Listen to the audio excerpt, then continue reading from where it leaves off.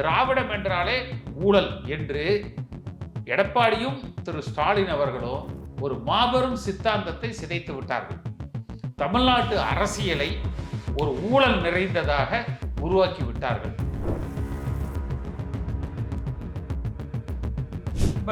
திமுகவை கேட்டா இது உன் காலத்தில் எப்படி நடந்தது தெரியுமா? அதிமுகவை கேட்டா உன் காலத்தில் எப்படி நடந்தது? அவனை கேட்டா இவனை கேட்டா அப்ப மக்கள் இப்ப என்ன முடிவு கொண்டு 2 பேரும் திருட்டு பயலுப்பா.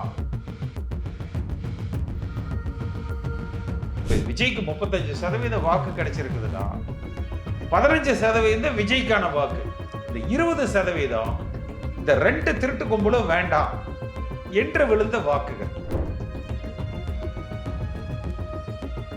சட்டமன்றத்தில் இவர் இப்படி சொன்னார், அதெல்லாம் விட்டுட்டு ஆக்ஷன். விஜய் படம்னால ஆக்ஷன் மூவி, அவ்வளவுதான். இதுல இந்த சென்டிமெண்ட் எல்லாம் எடுத்து ஓரமா வச்சுட்டு அரசாங்கத்தை ஒரு ஆக்ஷன் மூவி மாதிரி விறுன்னு. சில கமெண்ட்ஸ் எல்லாம் பார்த்தோம், கேசிபி சார் இங்கே ஜாயின் பண்ண போறாரா அப்படிங்கிற மாதிரி கமெண்ட்ஸ்லாம் வருது. நீங்களே அதுக்கு பதில் சொல்லிட்டீங்க. அப்படி ஏதாவது நடந்தா நான் உங்களுக்கு எல்லாம் சொல்றேன். இல்லையா,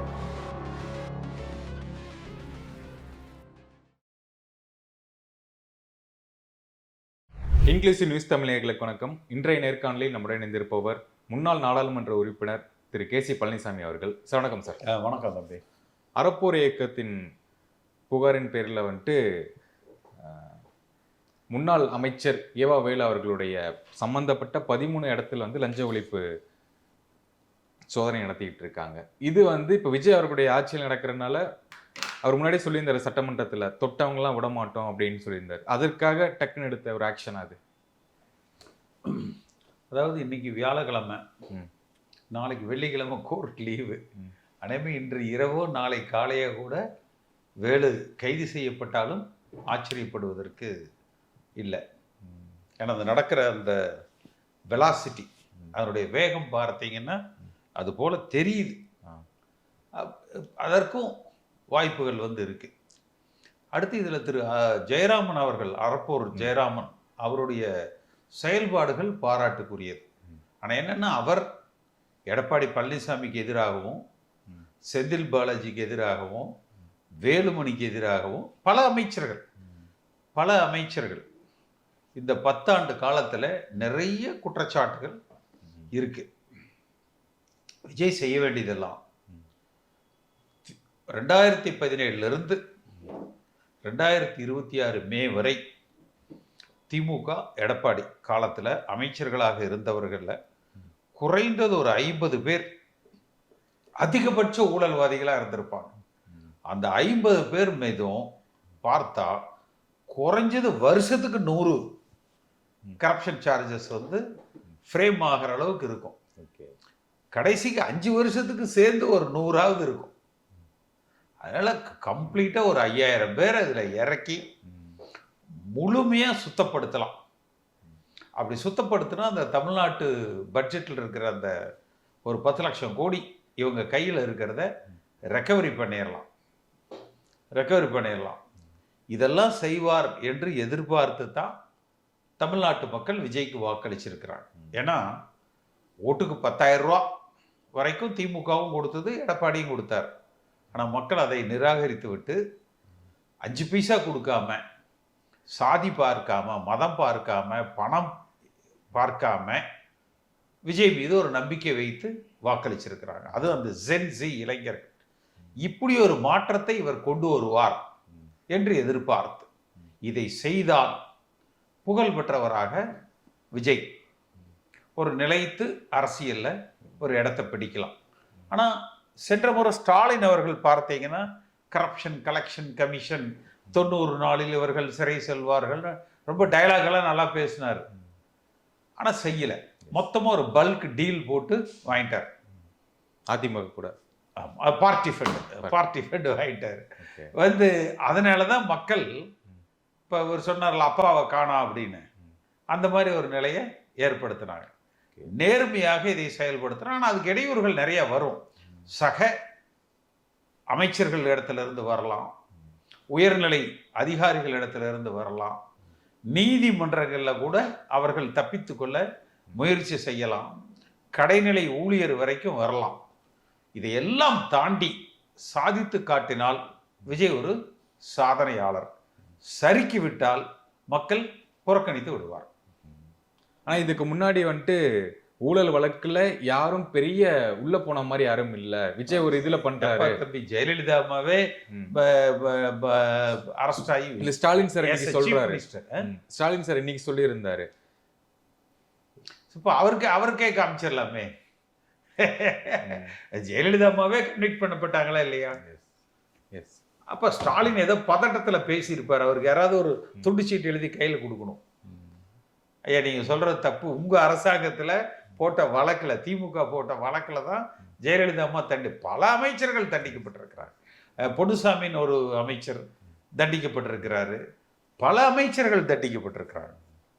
அதனால ஸ்டாலின் பாவம் தெரியல, ஏதோ பதட்டத்துல பேசியிருப்பார். யாராவது ஒரு ஸ்லிப்பில் எழுதி கொடுத்தா கரெக்டா படிச்சிருவார். அந்த விஜய் அவர்கள் சட்டமன்றத்துல சொல்லியிருந்தாரு, அப்பாவை காணோம் அப்படின்னதுக்கு ஒரு பதிலடி சொல்றாரு. அப்பா வந்து மக்களோட மனசுல தான் இருக்கும், அங்க போய் தேடுங்க. இந்த கமெண்ட் தவிர்த்திருக்கலாம். இப்ப பிரச்சனை அதெல்லாம் இல்லப்பா. அதாவது இந்த சட்டமன்றத்தில் இவர் இப்படி சொன்னார் அதெல்லாம் விட்டுட்டு ஆக்ஷன். விஜய் படம்னால ஆக்ஷன் மூவி, அவ்வளவுதான். இதுல வந்து இந்த சென்டிமெண்ட் எல்லாம் எடுத்து ஓரமா வச்சுட்டு அரசாங்கத்தை ஒரு ஆக்ஷன் மூவி மாதிரி விறு விறு விறு விறுன்னு காலையில வீட்டுக்கு முன்னாடி இந்த ஜெயலலிதா அம்மா காலத்துல சொல்லுவாங்க, நேத்தா படிச்சேன், காலையில எந்திரிச்ச உடனே கேட்ல பார்ப்பேன் போலீஸ் செக்யூரிட்டி இருந்தா நான் இன்னைக்கு அமைச்சரா இருக்கிறேன்னு. அது மாதிரி ஒவ்வொரு முன்னாள் அமைச்சர்களும் காலையில எழுந்தவுடன் தூங்கி எந்திரிச்ச உடனே கேட்ல போலீஸ் நிற்குதான்னு பார்க்கணும். அந்த மாதிரி நடக்கணும். அமைச்சர்கள், அதிகாரிகள், யாராக இருந்தாலும் அந்த ஊழல்வாதிகள். இப்ப பல பேரு தாவேக்கால சேர்ந்துட்டா பிரச்சனை இல்லாத இருக்காதுன்னு நினைச்சிருப்பான். இன்னும் பல பேரு இவர்களுக்கு நம்பிக்கை வாக்கெடுப்புல ஓட்டு போட்டிருப்பாங்க. அவர்களையும் தூக்கணும். நீங்க ஊழல் என்றால் அதுல சமரசம் இல்லை. கடந்த 10 ஆண்டுகள்ல, ஏன்னா அதுக்கு மேல அந்த ஜூடிஷியேஷன் இருக்காது, அந்த வரைமுறை இருக்காது. அதனால கடந்த 10 ஆண்டுகள்ல செய்த ஊழல்கள் அத்தனையும் எடுத்து அவ்வளவு பேர் தயவு தாட்சணியம் இல்லாம, பாரபட்சம் இல்லாமல் எல்லோர் மீது நடவடிக்கை எடுக்கணும். கடந்த 5 ஆண்டுகள்ல வந்து இருக்கிற 32 துறைகள்ல 16 துறை சபரீசன் அவர்களும் 16 துறை உதயநிதி அவர்களும் வந்து பிரிச்சுட்டு அதுல வந்து வசூல் வேட்டை நடத்தியிருக்காங்க அப்படின்னு ஆதவர்ஜுனா குற்றச்சாட்டுறாரு. ஆதவர்ஜுனாக்கு அதை சொல்ற யோகிதை இருக்கிறது தெரியல. ஏன்னா மார்டினுக்கு இது, மார்டின் மனைவிக்கு இது, மார்டின் மருமகனுக்கு இது, மார்டின் பெரிய பையனுக்கு இது, மார்டின் சின்ன பையனுக்கு இதுன்னு இந்தியா பூரா பிரிச்சு கொள்ளையடிக்கிறாங்க. அந்த கொள்ளையடிச்ச பணத்தை வச்சு ஆளுக்கு ஒரு கட்சியிலையும் பண்றாங்க. அதனால நம்ம ஆதவர்ஜுனாங்கிற தனி மனிதனை பார்த்து மக்கள் ஓட்டு போடல. விஜய் விசில், இவர் நேர்மையா செய்வார்னு அந்த ஜென்சி இளைஞர்கள் ஒரு நம்பிக்கை வச்சிருக்கிறாங்க. அதை இவர் எடுத்து செய்தால், ஏன்னா இதுல ஆதவர்ஜுனாவும் அதே அந்த ஐபேக்ல இருந்த பெண் நிறுவனத்துல இருந்தவர் தானே. ஆதவர்ஜுனா, அந்த கீர்த்தனா, இவங்களும் அதுல இருந்தவங்க தானே. அதனால அவங்களுக்கு தெரிஞ்சிருக்கும். இவங்களும் அதுல ஏதாவது இடையில ஆட்டையை போட்டிருப்பாங்க. கள்ள லாட்டரியில தமிழ்நாட்டில் எவ்வளவுங்கிறது இவங்களும் செஞ்சிருப்பாங்க. அதனால இவர்களுக்கு நம்ம முக்கியத்துவம் கொடுக்கணும் இல்லை. இதுல தயவுதாட்சணியம் இல்லாம தவறு செய்தவர்கள் யாராக இருந்து கட்டாயம் செஞ்சிருக்கிறாங்க. அதாவது திராவிடம் என்றாலே ஊழல் என்று எடப்பாடியும் திரு ஸ்டாலின் அவர்களும் ஒரு மாபெரும் சித்தாந்தத்தை சிதைத்து விட்டார்கள். தமிழ்நாட்டு அரசியலை ஒரு ஊழல் நிறைந்ததாக உருவாக்கி விட்டார்கள். அதை கம்ப்ளீட்டா கிளீன் பண்ணணும், சுத்தப்படுத்தணும். அப்போ முழுமையான நடவடிக்கை ஸ்டாலின்ல ஆரம்பிச்சு எடப்பாடி, இன்னும் கொடநாடு கொலை கொள்ளை வழக்கு எல்லாம் சகலமும். இப்போ ஓபிஎஸ் இருப்பாரு, இதே ஸ்டாலின் சட்டமன்றத்தில் சொன்னார், அந்த ஹவுசிங் போர்டோட வீட்டுக்கு பரந்தாமன் எம்எல்ஏ கேட்ட கேள்விக்கு நாங்கள் ஐஐடியில் ஒரு ரிப்போர்ட், டெக்னிக்கல் ரிப்போர்ட் வாங்கிட்டு நடவடிக்கை எடுக்கிறோம். இன்னும் சொல்ல போனா இந்த ஊழல் குற்றவாளிகளை பாதுகாக்க முயற்சித்தாருன்னு 50 அமைச்சர்கள் இதுலையும் இவங்களையும் எடப்பாடியையும் ஸ்டாலினையும் குற்றவாளி ஆகணும். ஏன்னா அதுல அந்த இவர் ஓபிஎஸ் இதுல ரிப்போர்ட் கொடுத்துட்டாங்க, இவர் நடவடிக்கை எடுக்கல. அதே போல வைத்தியலிங்கம் 28 கோடி ரூபாய் செக்யூரிட்டி எக்ஸ்சேஞ்ச் கமிஷன் அமெரிக்காவில் இருக்கிற அந்த நம்ம ஊர்ல செபின்னு சொல்லுவாங்க, அது மாதிரி அங்க செக்யூரிட்டி எக்ஸ்சேஞ்ச் கமிஷன்ல காகனிசன்ட் அவங்க ஆடிட்டில் ஒத்துக்கிட்டாங்க, ஆமாம் நாங்கள் 28 கோடி லஞ்சம் கொடுத்துருக்கோம் அப்படின்னு. அங்கே அமெரிக்காவில் எப்படின்னா அதுக்கு பனிஷ்மெண்ட் ஃபைன் கட்டிட்டாங்க. ஆனால் இந்தியன் கவர்மெண்ட் தான், அதாவது தமிழ்நாடு அரசாங்கம் தான் அவர் மீது கிரிமினல் நடவடிக்கை எடுக்கணும். அந்த ஒரு நடவடிக்கை ஒரு எஃப்ஐஆர் போட்டிருந்தாங்க.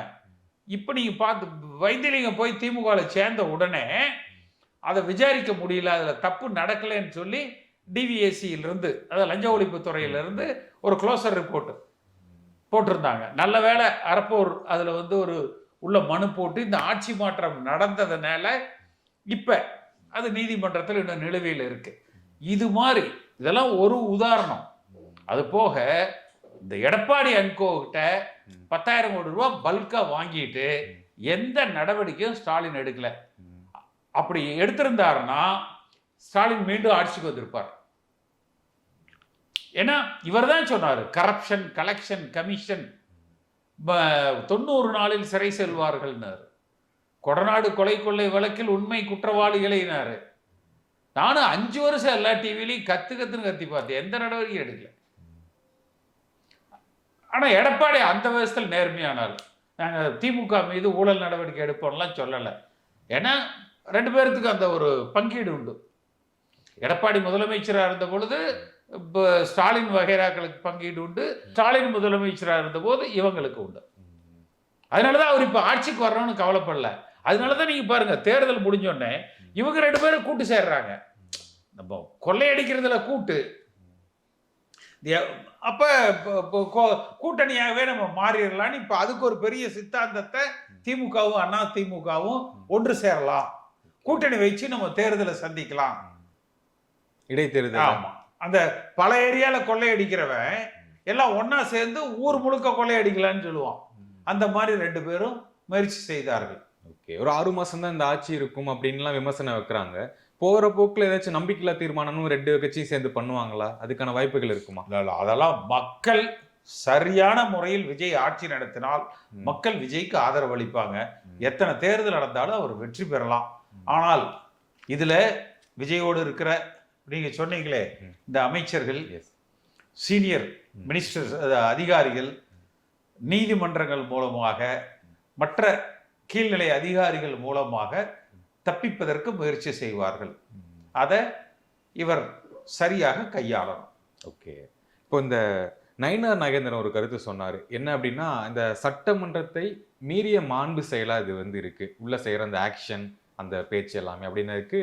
செங்கோட்டையன் அவர்களுடைய பதில் வந்து நயினார் வந்து ஒரு காமெடி பீஸ் அப்படிங்கிற மாதிரி முடிக்கிறாரு.